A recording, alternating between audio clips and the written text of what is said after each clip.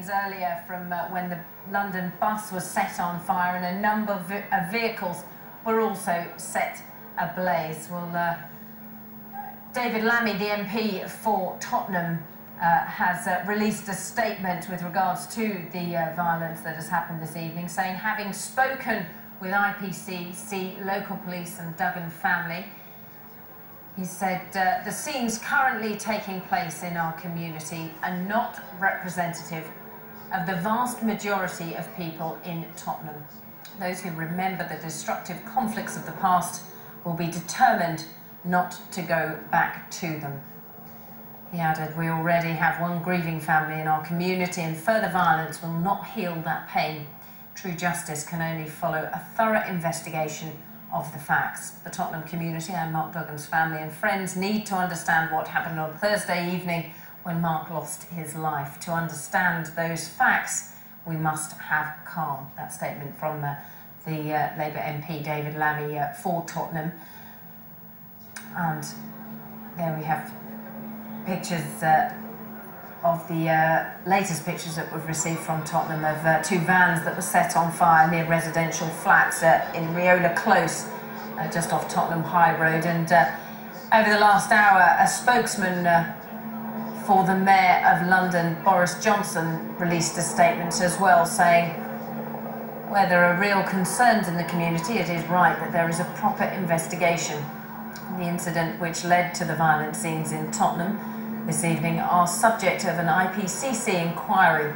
Violence and destruction of property will do nothing to facilitate this investigation, and we urge those involved to respect the rule of the law. Well, former Riot Squad officer Graham Wetton told Stephen Dixon how the police will be trying to contain the situation. Yeah, I think they were expecting some disorder in Tottenham. They obviously had that tonight. From what the pictures I've been seeing from your cameras, they had a low-level policing presence at the police station first of all, and then that's escalated into serious disorder, which is what you're looking at now, and they've been deployed reinforcements into the area. And with the time that's gone on since it started, I would now expect them to have significant police resources in and around Tottenham dealing with the crowds that are coming into the area. Presumably this sort of operation is very difficult though when you have so many people and people coming out onto the streets to join in, if you like, and all those side streets and a moving crowd, a difficult area to police for those officers. Yes, it is, and with a hostile, violent crowd that they're facing now, who are throwing petrol bombs and missiles at them. And I think it's already the police officers with the riot shields distancing the crowd away from the junction, so the fire brigade can be deployed into the building that was on fire that they're now dealing with, and we can see in the pictures now they're putting that building out. The bus would be left to burn in the street. I'm sure there was nobody on that bus. That would have been the first priority. If there were people suspected of being on that bus when it was alight, they would have deployed immediately to the bus rather than the building. So I think they're taking it slowly now. They deploy officers into the area, make sure they've got sufficient resources in the surrounding streets, and slowly bring the area under control.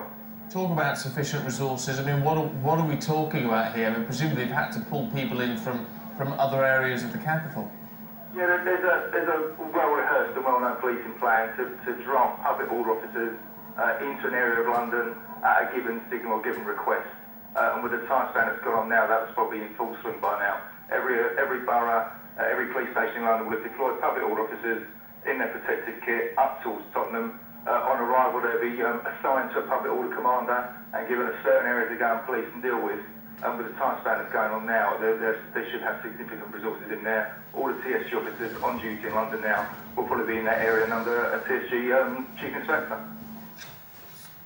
So there we have scenes from earlier in Tottenham High Street as a London bus was set on fire. A number of vehicles were also set ablaze. Properties, residential and shops have been looted. We've been getting reports from residents that they've had to evacuate their homes, some of them in the nearest to the violence because they've had their homes broken into and items stolen from their homes. So there we have scenes from earlier in the evening, and all the police vans that have been deployed have been sometimes greeted by people throwing missiles at the police vans as they've made their way along Tottenham High Road. Well, earlier, Commander Stephen Watson, who's responsible for the northeast of the capital, joined us earlier to tell us more about the police operations in Tottenham. Well, obviously these are very distressing scenes for Londoners generally and for local residents particularly. And I think it's important that we emphasise that the safety of the public is of paramount importance to us.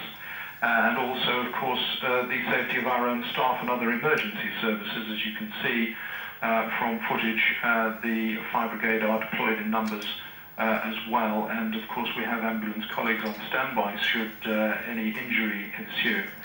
I think the important point to note, of course, is that we have deployed a significant number of police officers to the scene. Our staff are very well trained and led, and we are exercising contingency plans which are well rehearsed. I think your previous contributor made mention of the fact that we do have plans which we frequently rehearse, and this unfortunately is one of those occasions where we have had to bring that to fruition for real. Can you give us